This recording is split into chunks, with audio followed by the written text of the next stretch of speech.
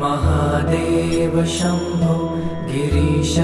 त्रिशूलं स्वैदं समस्तं विभाति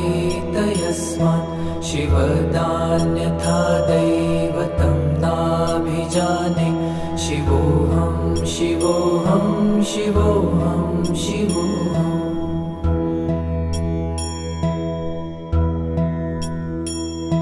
यतो जयतेदं प्रपञ्चं विचित्रं स्थितिं याति यस्मिन्नेकान्तमन्ते सकर्मादिहीनं स्वयं ज्योतिरात्मा शिवोऽहं शिवोऽहं शिवोऽहं शिवोऽहम्